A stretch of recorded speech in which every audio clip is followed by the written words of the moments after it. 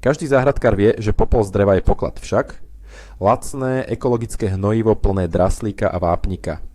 Ale čo ak vám poviem, že týmto pokladom môžete svojej záhrade spôsobiť viac škody ako úžitku? V tomto videu odhalíme temnú stránku dreveného popola. Ukážeme si, ktorým rastlinám by ste ho nikdy nemali dávať, pretože im doslova spálite korene a zničíte úrodu.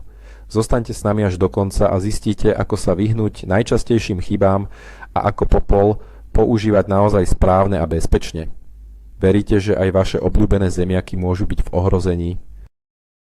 Aby sme pochopili, prečo je popol pre niektoré rastliny nebezpečný, musíme sa pozrieť na jeho zloženie. Predstavte si ho ako koncentrovanú zmes minerálov, ktoré zostali po spálení dreva. Hlavnými hrdinami sú tu vápnik a draslík, čo znie super. Problém je však v tom, že popol je extrémne, ale naozaj extrémne zásaditý. Jeho pH sa často pohybuje medzi 10 až 13, čo je porovnateľné s niektorými čistiacimi prostriedkami. A práve táto vysoká zásaditosť, alebo inak povedané alkalita, je kameňom úrazu pre mnohé rastliny, ktoré si doslova potrpia na kyslé prostredie. Keď takúto zásaditú bombu vysypete ku koreňom kyslomilnej rastliny, je to pre ňu šok, z ktorého sa nemusí spamätať. Poďme sa pozrieť na prvú a najznámejšiu obeť dreveného popola. Sú ňou čučoriedky. Tieto rastliny sú doslova kráľovnami kyslej pôdy.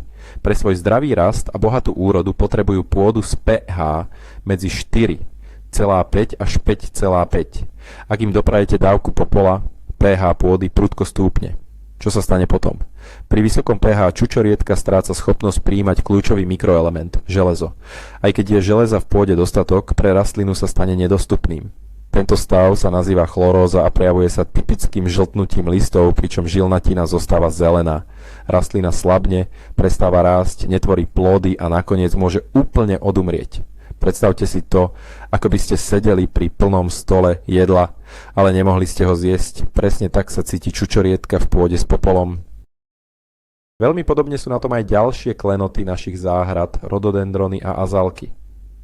Tieto okrasné kry sú cenené pre svoje ohromujúce jarné kvety, no sú rovnako náročné na kyslé prostredie ako čučoriedky.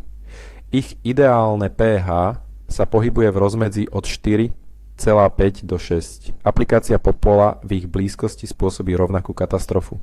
Náhla zmena pH zablokuje príjem nielen železa, ale aj mangánu a ďalších dôležitých živín. Výsledkom nie sú len žltnúce listy, ale aj slabé kvitnutie, malé a deformované kvety a celkovo nezdravý vzhľad rastliny.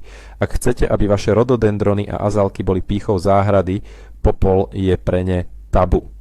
Namiesto toho im doprajte mulč z ihličia alebo špeciálne hnojivá pre kyslomilné rastliny, ktoré im dodajú presne to, čo potrebujú.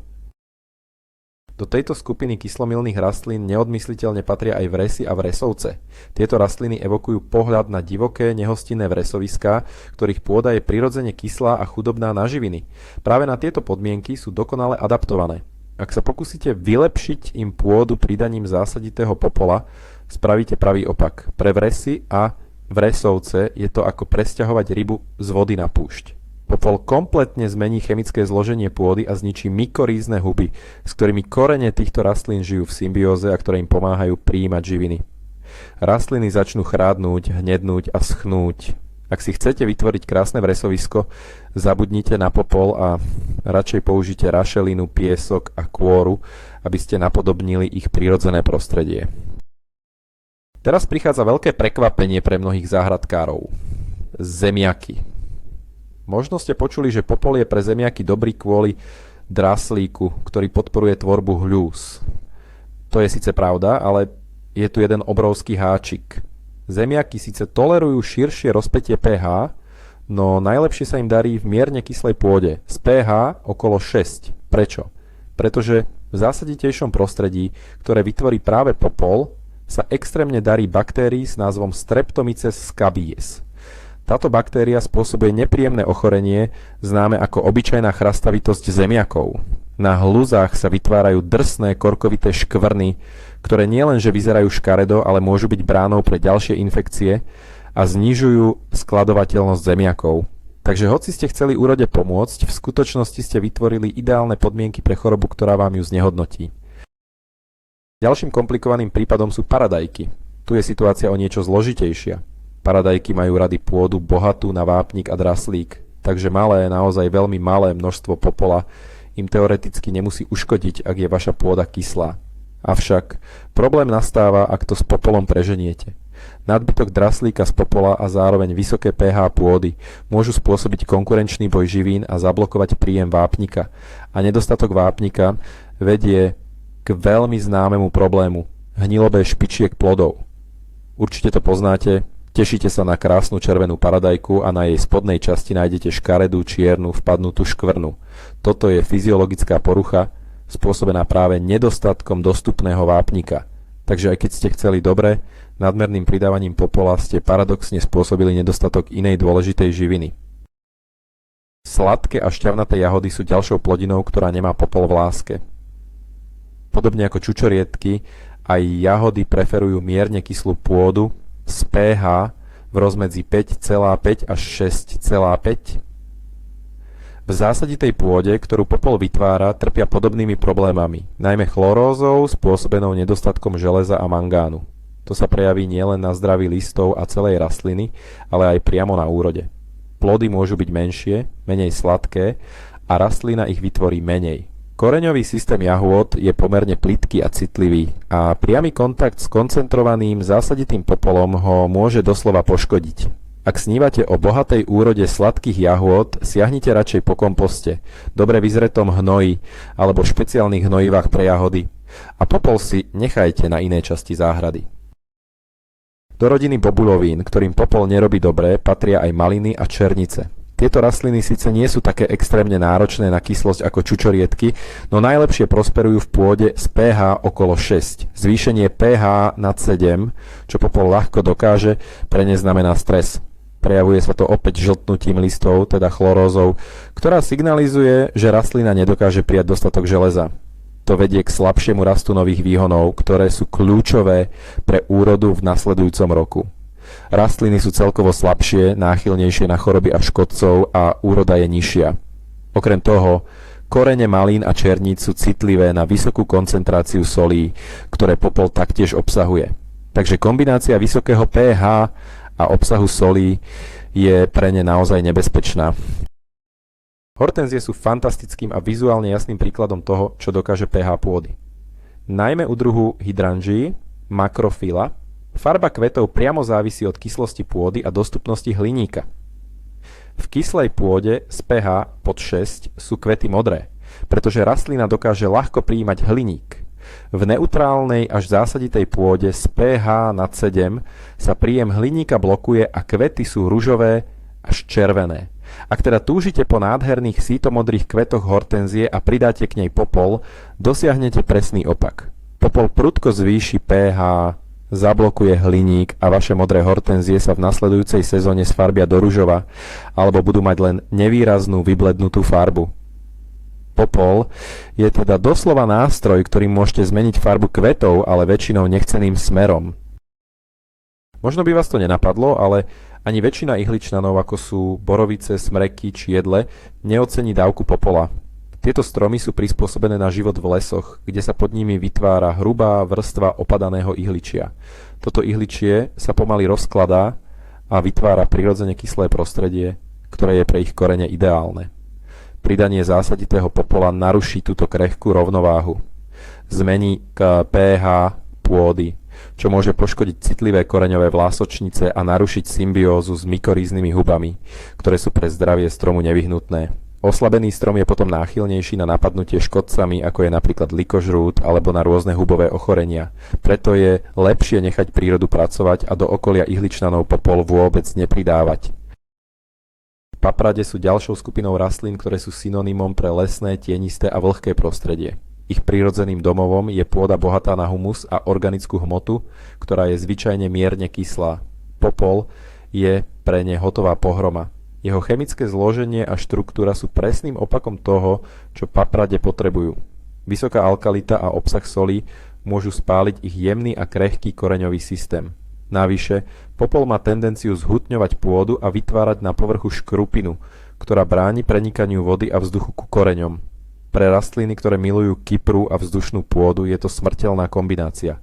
Ak chcete, aby sa vašim papradiam darilo, doprajte im radšej poriadnu dávku kompostu z lístia. Teraz sa od konkrétnych rastlín presuňme k všeobecnému problému, ktorý popol spôsobuje. Je to nebezpečenstvo tzv. Prevápnenia pôdy.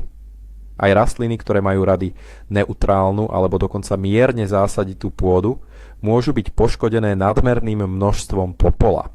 Problém spočíva v tom, že extrémne vysoké pH, ktoré popol vytvára, doslova uzamkne v pôde niektoré dôležité mikroživiny.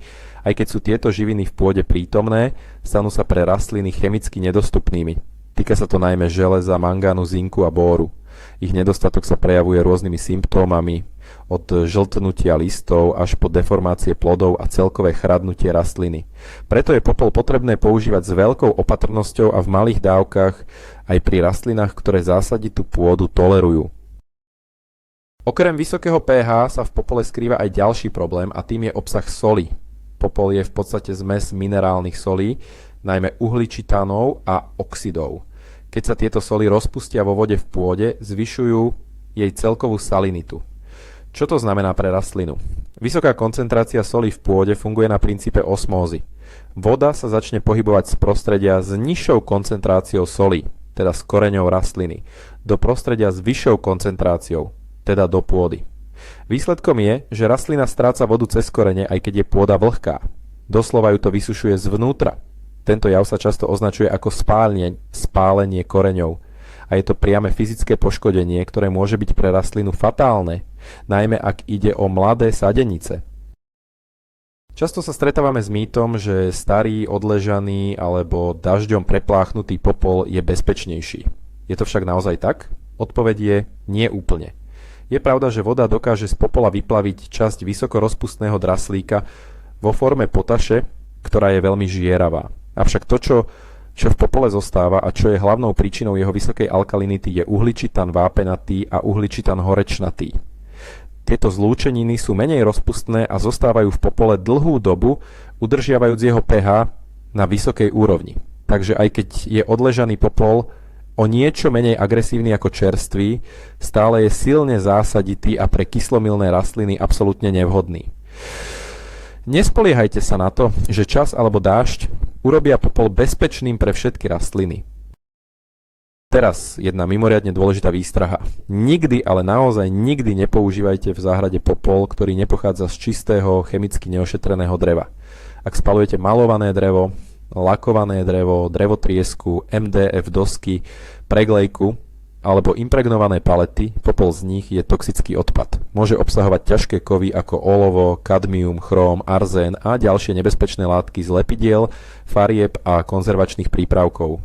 Tieto látky sa dostanú do pôdy, odtiaľ do rastlín a plodov a nakoniec na váš tanier. Týmto spôsobom si môžete kontaminovať celú záhradu a vážne ohroziť svoje zdravie. Používajte výlučne popol z čistého dreva, ako je buk, dub, jaseň alebo ovocné stromy. Ako sa teda vyhnúť všetkým týmto problémom a používať popol rozumne?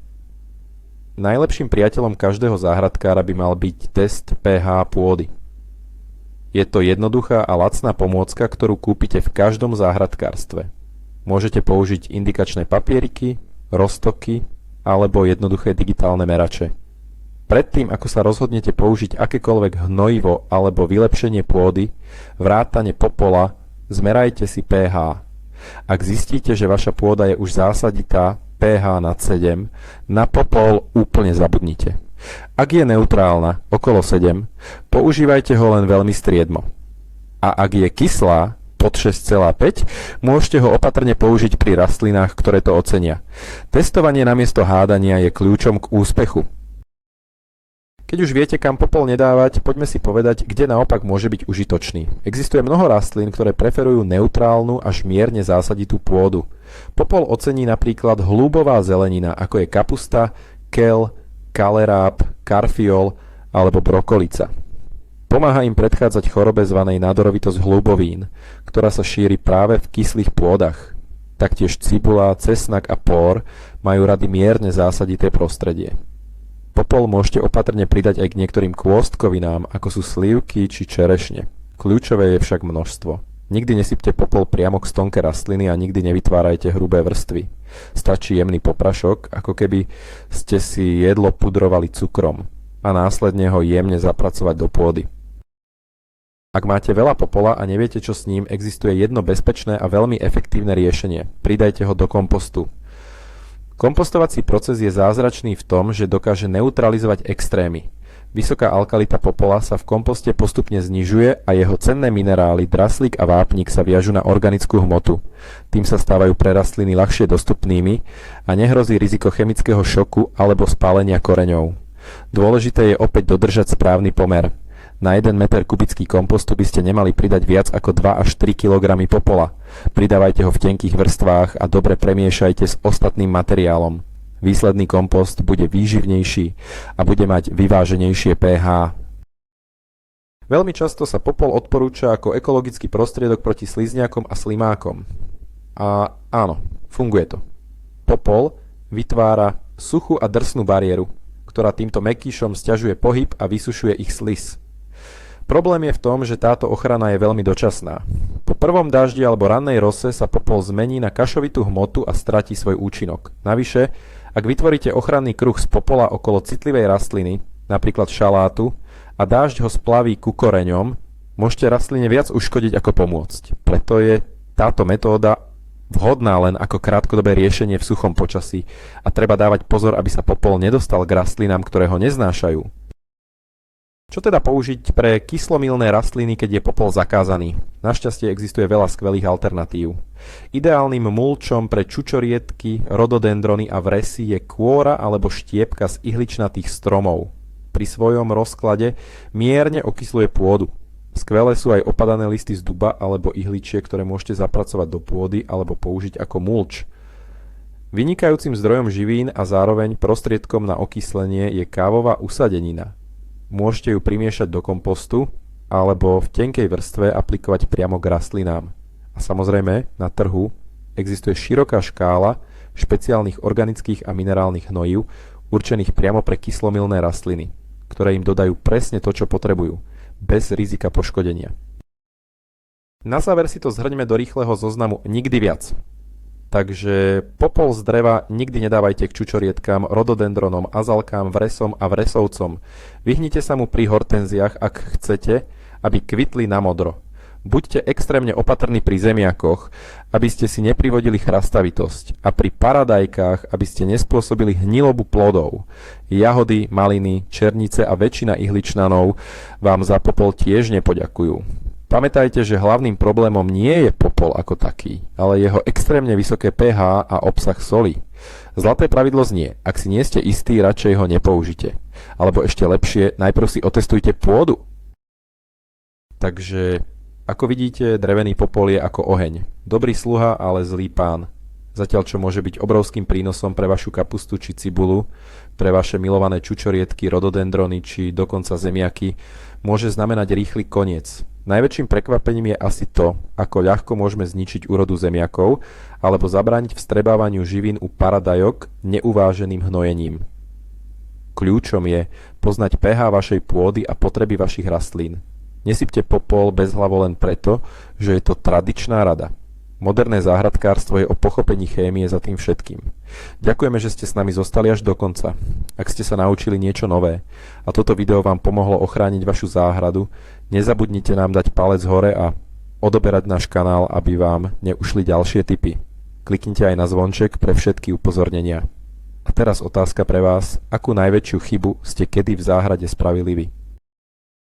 Alebo ste už niekedy použili popol a boli ste prekvapení výsledkom či už dobrým alebo zlým?